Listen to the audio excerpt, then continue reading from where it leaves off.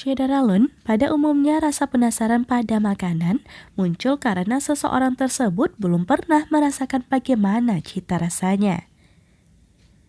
Dan sepertinya hal inilah yang tengah dirasakan oleh seorang bapak tersebut sehingga dirinya meminta makanan tersebut langsung dari seorang tentara. Pada video tersebut awalnya terlihat sang bapak yang menggunakan tas ransel serta topi sedang duduk menghadap seorang anggota tentara. Penampilan bapak tersebut terlihat sangat sederhana. Dia juga terlihat hanya menggunakan celana pendek dan sandal jepit saat bertemu tentara tersebut. Dalam genggaman tangan bapak tersebut tampak sebuah kotak berwarna hitam.